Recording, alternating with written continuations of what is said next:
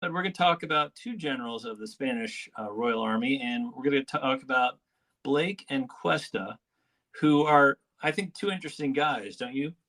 Yeah, they're very interesting guys, and I'm glad you used the term Royal Army here because there's kind of a difference as time goes on during the Peninsular War.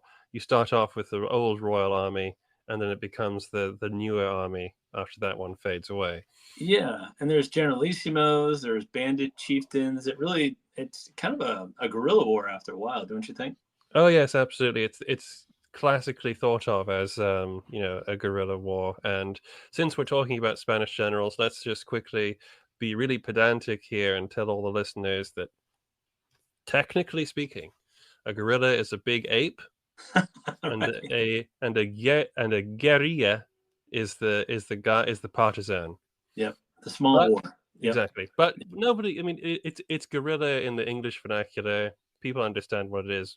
We're not going to be pedantic about it. I just like to tell people that. Yeah, no, some people, may not know that. So I'm glad we pointed that out. Well, let's discuss the Peninsula War as a whole very briefly. I know it was a 6-year battle, basically from 1807, gosh, to 1813, 1814, depending on when you want to talk about the Spanish part of it. I know Napoleon invaded Portugal first, and then Spain. What do you think the biggest challenge for the Allies was or against Napoleon? Why did it take 6 years to evict him from the peninsula? Oh, so many reasons. Mhm.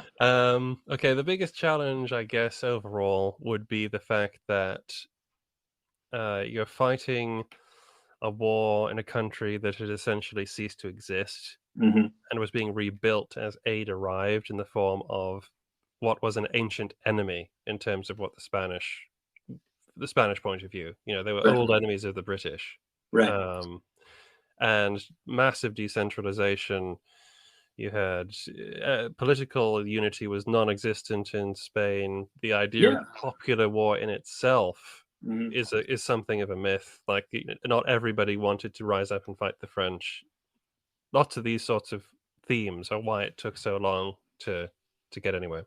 Right. And not only that, the king and his court were basically imprisoned by Napoleon. So there was no head of state other than Yeah. Joseph Bonaparte, who obviously was working for his brother. So there really was no central government in place.